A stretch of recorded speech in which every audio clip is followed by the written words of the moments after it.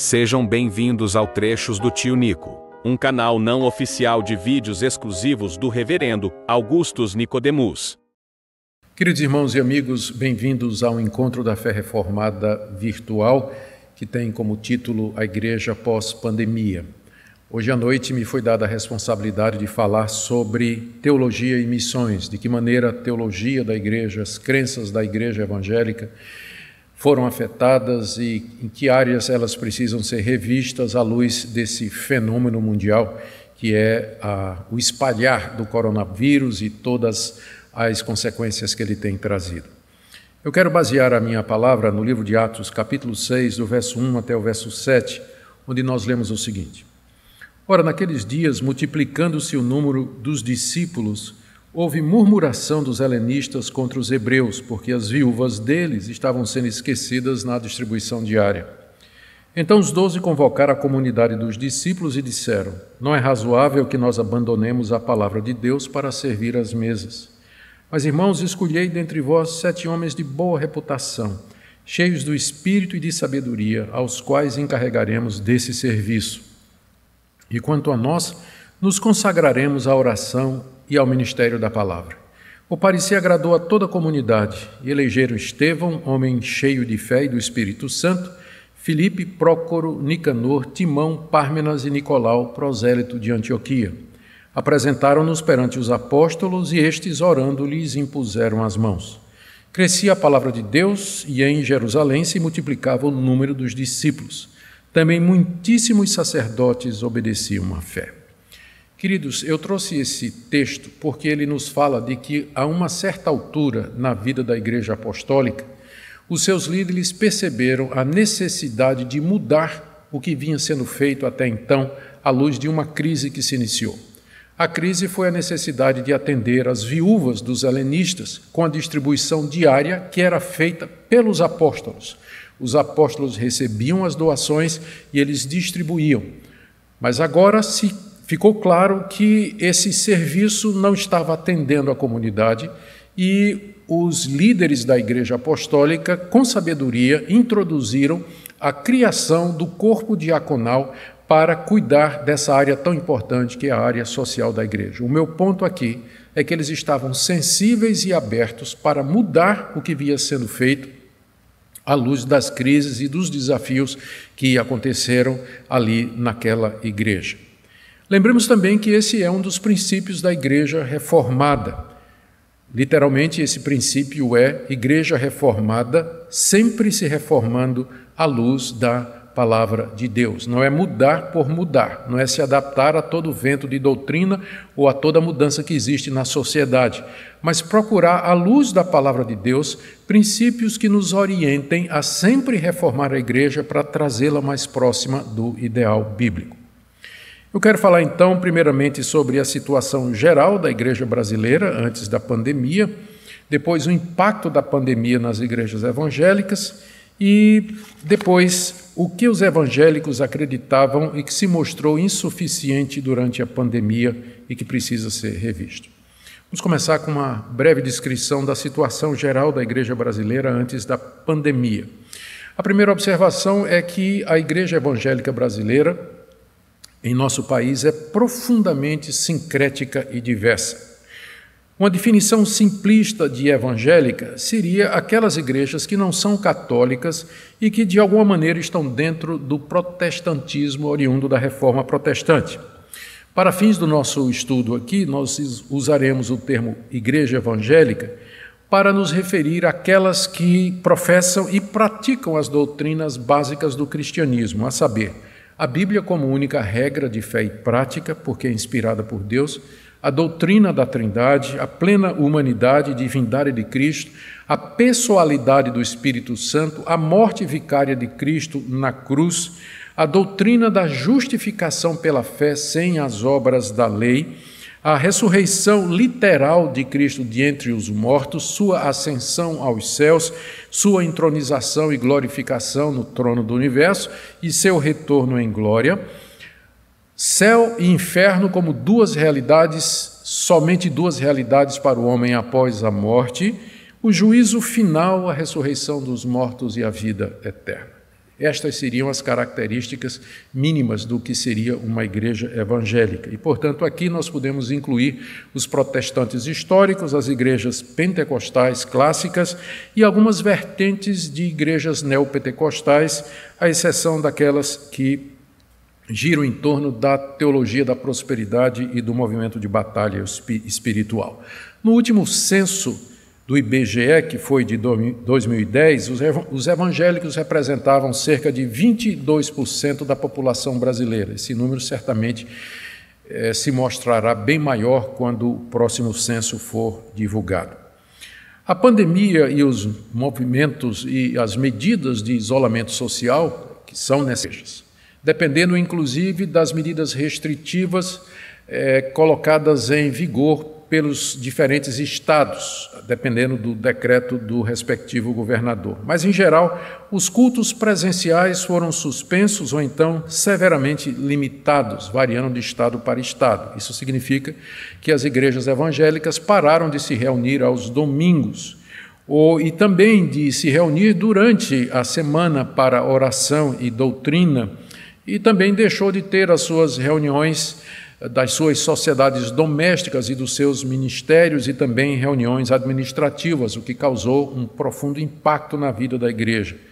Também cessou a celebração da ceia e do batismo, que historicamente os protestantes acreditam que deve ser feita de maneira presencial e sob a orientação dos seus pastores. É claro que a ceia e o batismo eles não são vistos como necessários para a salvação, mas, entretanto, são meios de graça usados por Deus para confirmar os crentes na fé em Jesus Cristo. Muitas igrejas tentaram como alternativa oferecer ceia online e batismo online, mas são minoria. A grande maioria das igrejas evangélicas se vê privada da celebração destes meios de graça. Também, em terceiro lugar, o isolamento trouxe um impacto muito grande no recolhimento das ofertas das igrejas, uma vez que, na grande maioria delas, o sistema de recolhimento depende dos cultos presenciais, aos domingos. Igrejas evangélicas não têm outra fonte de renda a não ser a contribuição generosa e voluntária dos seus membros para sustentar o seu funcionamento, seus obreiros e também a obra de evangelização, além da ajuda aos pobres e necessitados que dependem da assistência diaconal da igreja. Em quarto lugar, o andamento da obra missionária também foi profundamente impactado pelo isolamento social, com a suspensão das obras de construção de templos nos campos missionários, a redução do sustento dos missionários nesses campos e a dificuldade de se utilizar dos meios de comunicação para realizar suas atividades online pelo problema da inclusão digital, ou seja, há muita gente nos campos missionários que não tem acesso às mídias. O uso da internet, transmissões ao vivo de sermões e palestras, reuniões menores através de aplicativos de encontros, sistema de transferência bancária, serviram para minorar esses efeitos tremendos que vieram sobre as igrejas. Mas é consenso dos evangélicos de que esses meios virtuais eles são limitados e que é preciso que as igrejas voltem a se reunir como parte da sua própria razão e existência, assim que as medidas de isolamento foram levantadas, jamais ao arrepio da lei. Agora vamos para o meu terceiro ponto, que é o que os evangélicos acreditavam e que ficou claro durante essa pandemia que precisa de alguma revisão. Primeiro, nós precisamos olhar com cuidado a nossa crença, o nosso conceito de que Deus é soberano e que nada podemos fazer para mudar as coisas. Infelizmente, essa é uma compreensão errada da doutrina da soberania de Deus. Essa interpretação equivocada anula toda a responsabilidade nossa de orar e de agir. Muitos pastores e igrejas reformadas ou influenciadas pela teologia reformada simplesmente não conseguiram suplicar a Deus, interceder para que Deus terminasse ou termine esse sofrimento, porque acham que suas orações não farão a diferença, uma vez que Deus já decretou tudo o que existe. Além disso, deixaram de usar os meios legítimos garantidos pela nossa Constituição para fazer valer os nossos direitos de liberdade religiosa. É preciso que as igrejas reformadas aprendam a interceder, clamar, pedir e suplicar a Deus, crendo que a soberania de Deus não anula as promessas que Ele fez de que Ele haveria de ouvir as nossas orações. Em segundo lugar, creio que nós devemos reexaminar o conceito de que os cristãos devem sempre se submeter às autoridades. Ficou claro, ou está claro durante esse período de pandemia, que as autoridades são capazes de passar leis que, se levadas às últimas consequências, interferem diretamente na nossa liberdade de religião e de expressão. Não me entenda mal, nós sempre devemos nos submeter ao Estado. Entretanto, somente enquanto seus decretos não nos façam ir contra a palavra de Deus. Eu não creio que esteja havendo perseguição religiosa no Brasil, em nosso país, no momento, mas o cenário está armado para que isso possa acontecer. Os cristãos precisam lembrar que a mesma Bíblia que diz que nós devemos nos submeter aos governantes e que devemos orar por eles, é a mesma Bíblia que nos ensina que, em circunstâncias extremas, a nossa lealdade está para com o nosso Deus e o seu Cristo. Como os discípulos em Jerusalém servem de exemplo. Atos capítulo 4, 19 a 20, quando ordenados a absolutamente não falar em nome de Jesus, os apóstolos disseram que importa antes obedecer a Deus do que aos homens. Nós esperamos que jamais se chegue a essa situação em nosso país, que é um Estado democrático de direito, que garante liberdade das religiões, mas nós já vimos que as autoridades têm poder e meios para atingir o funcionamento da igreja da maneira como eles entendem que deve fazer. A igreja, na pós-pandemia, deveria se tornar mais consciente dos seus direitos e estar pronta para defendê-los caso se vejam ameaçados. Em terceiro lugar, eu acho que nós precisamos rever aquele conceito de que o sofrimento sempre traz as pessoas para perto de Deus. Esse é um ponto teológico, na verdade, que pode ser defendido. Com base nos exemplos e declarações da Bíblia, há muitos casos na Bíblia em que Deus usou o sofrimento, uma doença, alguma aflição, para trazer alguém para si. O livro dos Salmos, por exemplo, você encontra Davi dizendo no Salmo 119, foi-me bom ter sido afligido para que aprendesse a tua lei. Contudo, a mesma Bíblia nos ensina que, mesmo sob intenso sofrimento, muitas pessoas vão endurecer o seu coração. Talvez o melhor exemplo é aquele dos incrédulos mencionado no livro de Apocalipse, capítulo 9, verso 20 e capítulo 16, de 9 a 11, que mesmo debaixo de flagelos terríveis trazidos por Deus sobre a humanidade, eles rangeram os seus dentes de dor e proferiram blasfêmias contra Deus e não se arrependeram dos seus pecados. O mesmo sofrimento que traz quebrantamento e humilhação e arrependimento em alguns, vai ser o mesmo sofrimento que vai endurecer o coração dos outros.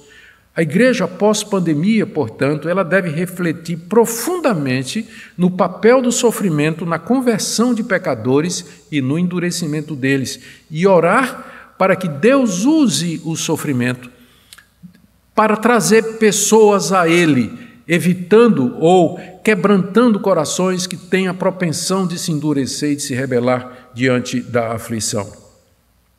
Quarto princípio, quarta crença que acho que a igreja evangélica precisa repensar depois dessa pandemia, ou até mesmo agora durante ela, é que o mundo vai ficando gradativamente melhor, que a humanidade vai evoluindo cada vez mais e vai ficando mais aberta para Deus. Às vezes essa postura é chamada de pós-milenismo, e tem defensores hábeis e competentes. Contudo, em épocas de guerras, de calamidades, geralmente o pós-milenismo, a visão otimista de mundo, perde adesões. A história da humanidade parece sugerir que nós estamos longe de um melhoramento progressivo da humanidade, apesar dos avanços científicos, médicos e na área de comunicações. Porque se repetem guerras epidemias, violência, imoralidade, injustiça social, desprezo pelos pobres, hostilidade contra os cristãos, falsas doutrinas, todas estas coisas têm acompanhado a história da humanidade nos seus últimos 2000 anos. E mesmo que o homem se tornou tecnologicamente superior e que tem um domínio maior do conhecimento da natureza, o seu problema básico, que é um coração corrompido, isso em nada foi alterado. O homem continua inclinado a todo mal e ele sempre vai usar essas descobertas científicas para seu próprio benefício, que nem sempre é a melhor coisa. A mesma tecnologia que é capaz de manipular os genes para curar doenças é a mesma tecnologia que pode criar um vírus como arma biológica que se espalha pelo mundo. A igreja pós-pandemia, ela precisa refletir sobre sua confiança na capacidade humana de administrar o mundo e introduzir uma melhora para o mundo. A igreja pós-pandemia precisa rever a sua confiança no papel da política para melhoramento do mundo, sua confiança na ciência.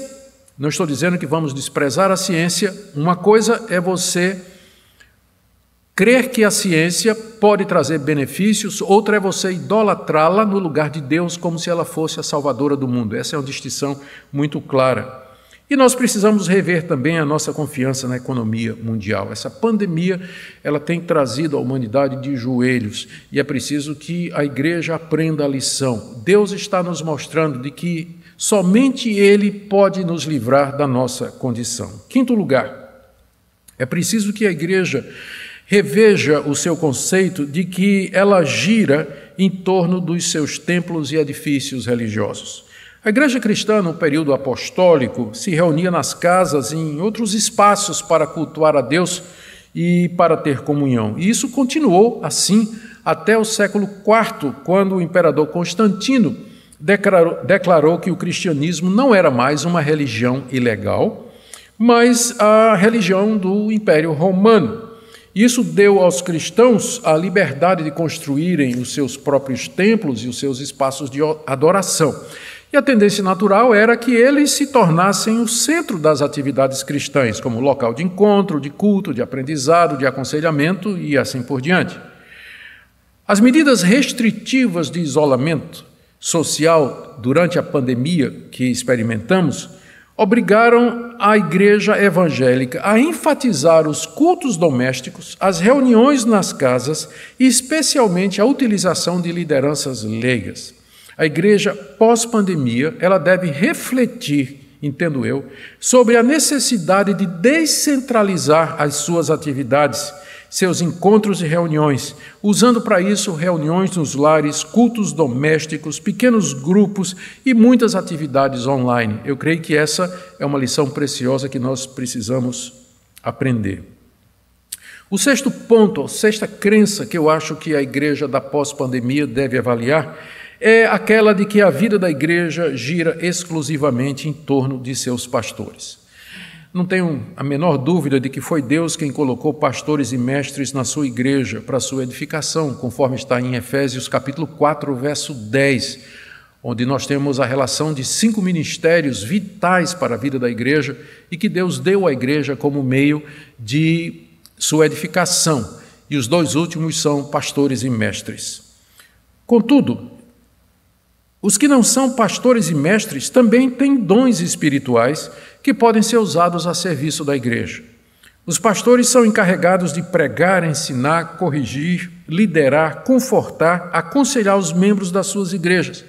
Mas eles podem treinar pessoas que não são ordenadas, consagradas como pastores, para fazer esse tipo de atividade também.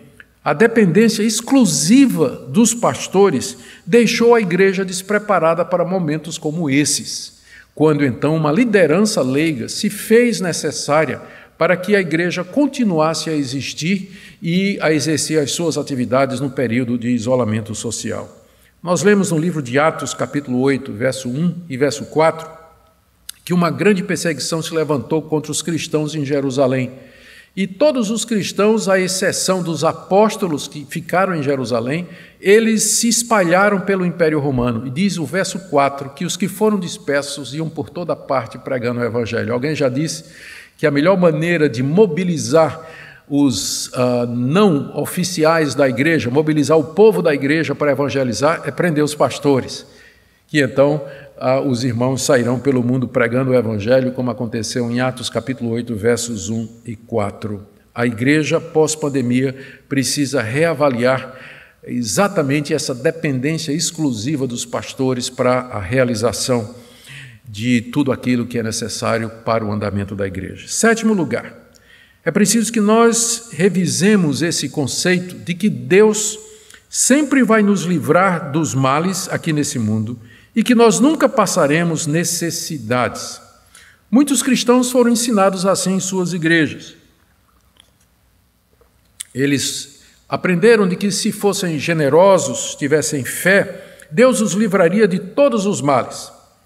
É verdade que o nosso Deus nos livra do mal, é verdade que Ele nos liberta de situações de sofrimento e de dor. Um exemplo disso são as dezenas de salmos de ações de graças e gratidão que nós encontramos no Saltério. Contudo, não é verdade que Deus sempre faz isso. Na própria Bíblia nós encontramos dezenas de exemplos. O exemplo de Jó, o exemplo de Paulo, o exemplo de João Batista. Eu queria ler aqui rapidamente para vocês, que meu tempo é curto, em Hebreus capítulo 11, quando se discorre sobre os heróis da fé, o que se diz a partir do verso 35 a respeito desses homens de fé do Antigo Testamento? Alguns foram torturados. Verso 36, outros passaram pela prova de escárnios e açoites, sim, de algemas e prisões, foram apedrejados, provados, cerrados pelo meio, mortos a fio de espada, andaram peregrinos, vestidos de pele de ovelha e de cabras, necessitados, afligidos, maltratados.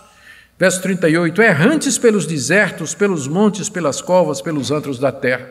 E eram homens de fé, homens de profunda confiança em Deus. Entretanto, Deus não os livrou de todos estes sofrimentos. Ou seja, não é verdade que Deus sempre nos livra do sofrimento, da dor, da doença, da aflição. Por vezes, Deus permite que nós passemos por tudo isso. E, é claro, nem sempre entendemos quais são os seus propósitos específicos, embora a Bíblia deixe muito claro que seu propósito geral com o sofrimento é que ele visa o nosso bem espiritual e eterno acima de tudo.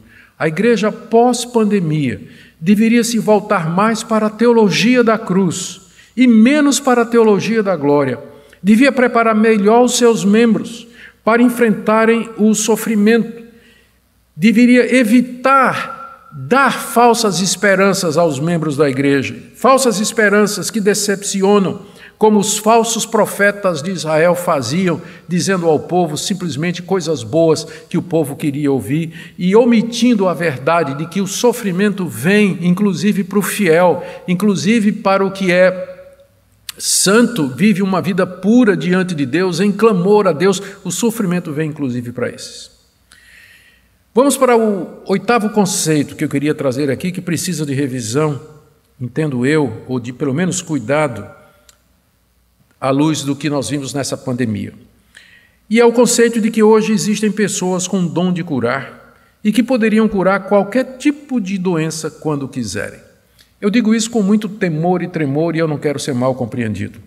Eu não estou aqui me referindo ao fato de que Deus cura em resposta à oração.